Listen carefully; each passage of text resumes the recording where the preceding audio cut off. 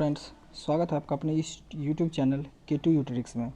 तो फ्रेंड्स देखिए, अपना लोग बिहार पुलिस का रिवीजन कर रहे हैं अभी, और एंशियंट हिस्ट्री का। तो देखिए, अभी इसका एक पार्ट हो गया है और ये है दूसरा पार्ट। आप लोग देख के जाइएगा, पूरा का पूरा क्वेश्चन लगभग 90% क्वेश्चन यहीं से आएगा।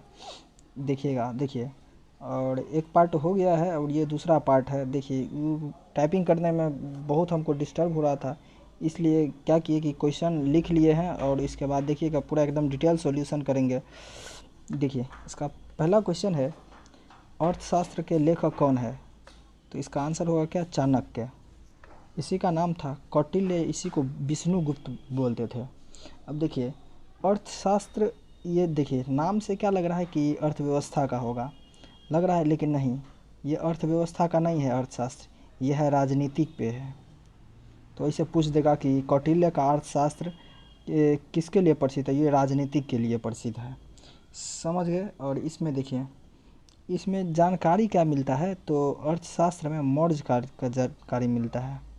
पूछेगा कि किस काल का जानकारी मिलता है अर्थशास्त्र में? तो मौर्य काल का जानकारी मिलता है। और इसमें क्या है, 15 अधिकरण और 180 प्रकरणों में विभाजित है ये। देखिए, उसके बाद क्वेश्चन नंबर 2 है, मुद्रा राक्षस से किस वंश की जानकारी मिलती है? तो इससे भी कौन? मौर्य वंश का जानकारी मिलता है। और इसके लेखक कौन है? मुद्रा राक्षस का है विशाखदत्त। विशाखदत्त है इसका, मुद्रा राक्षस के। और देखिए, मुद्रा राक्षस के लेखक कौन थे? विशाखदत्त हो गया। और ये क्या है? विशाखदत्त द्वारा है। उसके बाद देखिए, क्वेश्चन नंबर 3 है, राजतरंगिणी के लेखक कौन है? तो ये देखिए, राजतरंगिणी के लेखक कौन है? कल्हण है। राजतरंगिणी के लेखक कल्हण है, और इससे कश्मीर के इतिहास के बारे में जानकारी मिलती है, कश्मीर के बारे में। तो राजतरंगिणी में कश्मीर के बारे में और कल्हण द्वारा रचित है ये। और देखिए, एक दो बुक है, देखिए ये वो पूछ देगा, विक्रमांक चरित, तो इसका कौन है? बिल्हन है। विक्रमांक चरित का लेखक बिल्हन है।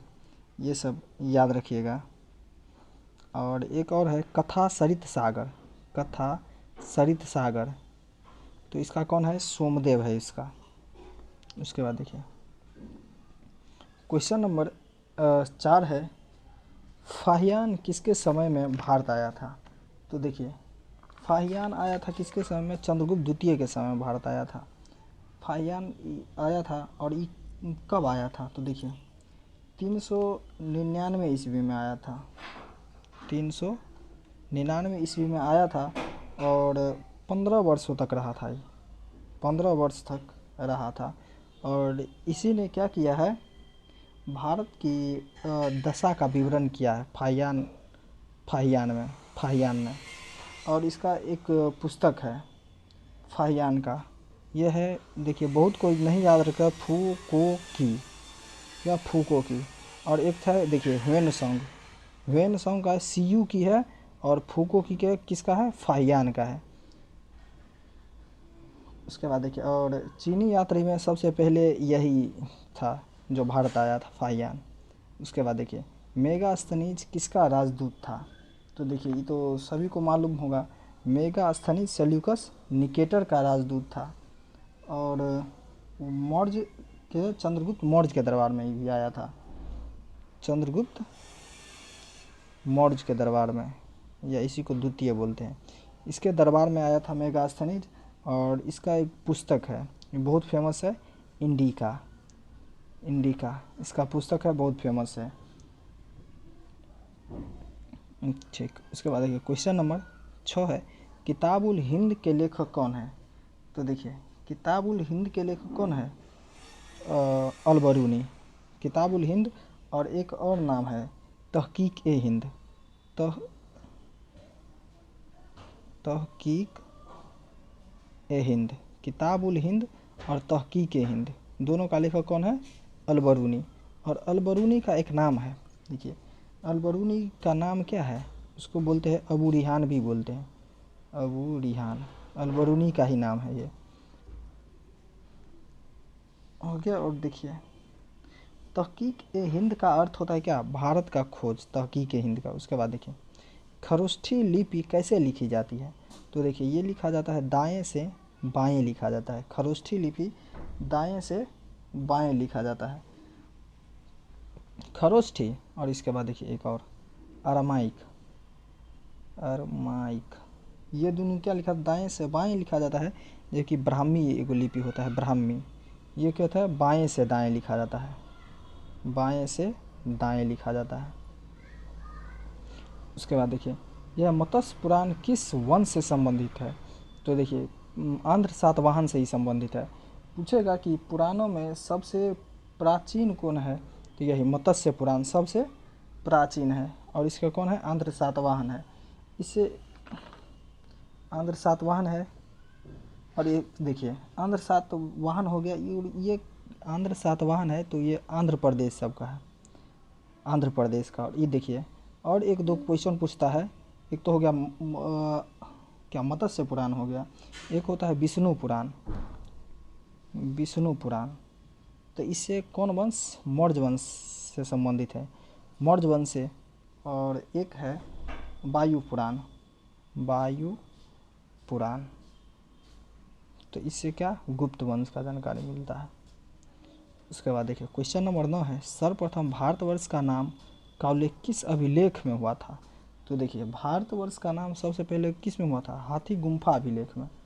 भारतवर्ष का नाम का उल्लेख हाथी गुम्फा अभिलेख में सबसे पहले हुआ था। और देखिए हाथी गुम्फा अभिलेख है किसका? तो खारवेल का हाथी गुम्फा अभिलेख, खारवेल, खारवेल का है हाथी गुम्फा अभिलेख। और देखिए और एक क्वेश्चन पूछेगा, देखिए ये तो हो गया सर्वप्रथम भारत वर्ष नाम का उल्लेख है। और एक पूछ देगा प्राचीन भारत के इतिहास से संबंधित प्रथम वास्तविक पुस्तक किसे मानते हैं? यानी प्राचीन भारत के इतिहास से संबंधित प्रथम वास्तविक पुस्तक, तो ये होगा राजतरंगिणी। उसके बाद देखिए हड़प्पा संस्कृति के मुहरों पर किसका अंकन नहीं मिलता है? तो देखिए घोड़े का नहीं मिलता है, घोड़े का अंकन अभी तक नहीं मिला। और एक में धातु में पूछेगा तो लोहा नहीं मिला है।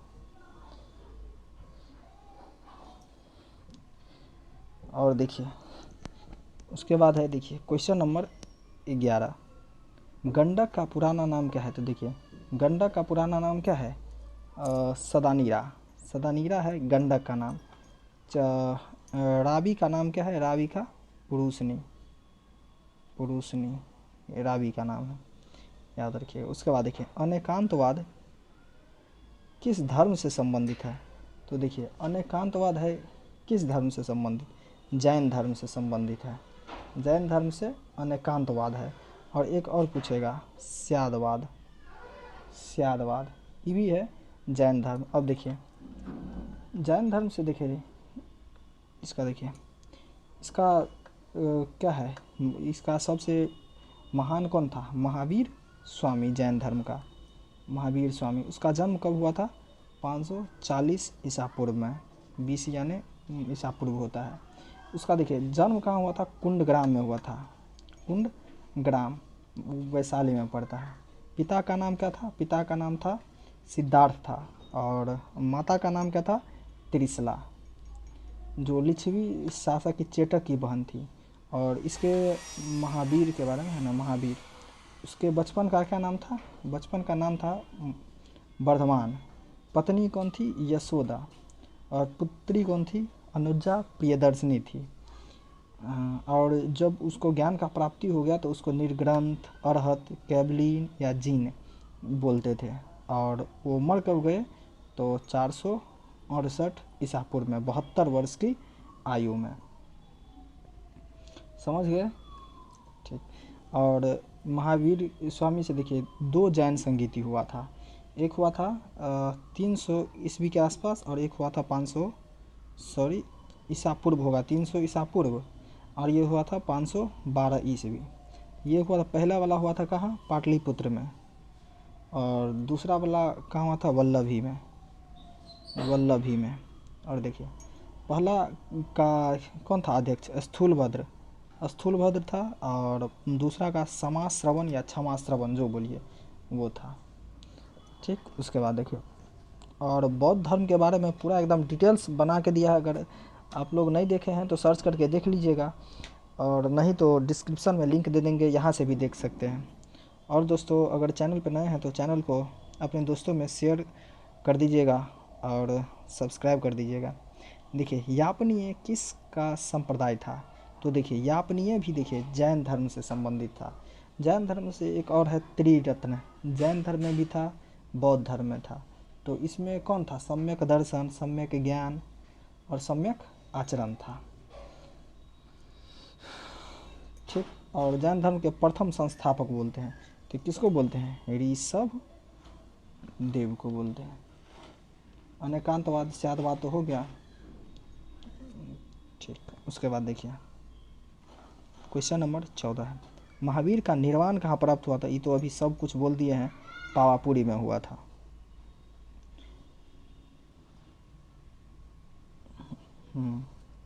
और एक और देखिए, महावीर जो आचार आर्य सत्य है उसमें पांचवा जो दिए थे तो वो कौन दिए थे? महावीर। और वो कौन था? ब्रह्मचर्य था, ब्रह्मचर्य। ये भी अच्छा क्वेश्चन है।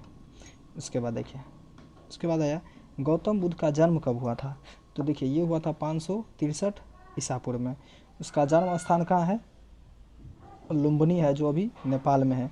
पिता का नाम क्या था? शुद्धोधन था। उसके माता का नाम कौन था? महामाया देवी, जो उसके जन्म के 7वें दिन बाद मर गई। बचपन का नाम क्या था? सिद्धार्थ था। उसका पालन पोषण कौन किया था? मौसी उसकी जो थी प्रजापति गौतमी। उसकी पत्नी कौन थी? यशोधरा थी, यशोधरा। पुत्र का नाम क्या था? राहुल नाम था। उसके देखिए एगो जो सारथी था, तो सारथी का नाम था चन्ना, चन्ना। और घोड़ा का नाम था कंथक। और ज्ञान का प्राप्ति तो सब जानते हैं कहाँ? गया में हुआ था, निरंजना नदी के तट पर। ये इसी को फल्गु नदी बोलते हैं। प्रथम उपदेश कहाँ दिया था? ऋषिपट्टनम, या इसी को बोलते हैं सारनाथ में दिए थे। उसके बाद देखिए, उसका शिष्य कौन था? दो था, एगो था आनंद, आनंद, और दूसरा था उपाली। आनंद और उपाली उसका था। और मर कब गए वो? 483 ईसा पूर्व में, और ये 80 वर्ष में। उसके बाद देखिए, बुद्ध के जीवन काल में ही कौन संघ प्रमुख बनना चाहता था? तो ये कौन था? देवदत्त, जो इसके जीवन काल में ही संघ का प्रमुख बनना चाहता था। और एक और है, देखिए, अशोक का कौन सा अभिलेख कहता है कि गौतम बुद्ध का जन्म लुम्बिनी में हुआ था? तो ये कौन हुआ था? रुम्नी दे, रुम्नी दे स्तंभ में। और इसी से संबंधित है कौन? हीनयान और महायान संबंधित है। देखिए, इसका पूरा एकदम डिटेल्स करवाया गया है। चैनल पे नहीं है तो आप लोग तो श्योर देख ही लीजिएगा, एक भी क्वेश्चन कहीं से नहीं छूटेगा। उसके बाद देखिए क्वेश्चन नंबर 17 है, नालंदा विश्वविद्यालय की स्थापना किस काल में हुई थी? तो देखिए, नालंदा विश्वविद्यालय का स्थापना गुप्त काल में हुआ था। और कौन किया था? कुमारगुप्त, कुमारगुप्त प्रथम या कुमारगुप्त। ठीक। उसके बाद देखिए, तृतीय बौद्ध संगीति कहाँ हुआ था? तो देखिए, तृतीय बौद्ध संगीति कहाँ हुआ था? पाटलिपुत्र में हुआ था। उसका अध्यक्ष कौन था? मोगलीपुत्र तीस था। और इसका शासन किसका था? तो अशोक का शासन था, अशोक का। बौद्ध संगीति कितना हुआ है? 4 गो बौद्ध संगीति हुआ है। ठीक। उसके बाद देखिए, एक पुस्तक इसी से संबंधित कि नव देखिए, नालंदा है विश्वविद्यालय, एक पुस्तक नव नालंदा महाविहार किस लिए, महाविहार किस लिए प्रसिद्ध है? तो ये होगा किस लिए? पाली अनुसंधान के लिए, पाली अनुसंधान के लिए। उसके बाद है क्वेश्चन नंबर 19, नागा अर्जुन किस बौद्ध संप्रदाय के थे? तो ये कौन था? माधविक संप्रदाय के। और ये कौन थे? नागार्जुन बौद्ध भिक्षु थे, ये भी बौद्ध। उसके बाद देखिए, उसके बाद है क्वेश्चन नंबर 20, मेगास्थनीज ने भगवान शिव को कौन सी उपाधि दी? तो देखिए, कौन था? मेगास्थनीज क्या दिया था? डायनोसियस बोला था, डायनोसिस या डायनोसियस, ये बोला था मेगास्थनीज। और इसका पुस्तक कौन है? इंडिका। तो हो गया है। और सेल्यूकस निकेटर का राजदूत था ये। उसके बाद देखिए फ्रेंड्स, अगर आप लोग नए हैं तो चैनल को सब्सक्राइब ज़रूर कर दीजिएगा, और अपने दोस्तों में तो शेयर ज़रूर कर दीजिएगा। और देखिए चैनल पे जुड़ जाइएगा, डेली अभी आएगा, अभी 2-3 पार्ट और आएगा, उसमें एंशिएंट हिस्ट्री ख़त्म हो जाएगा। उसके बाद देखिए 1 तारीख से इसका एग्ज़ाम भी है, और किसका एग्ज़ाम कब है वो आप लोग कमेंट करके बताइएगा। और देखिए जुड़े रहिएगा, पूरा का पूरा एकदम रिवीजन करा दिया जाएगा और पूरा एकदम डिटेल्स में। तब तक के लिए जय हिंद।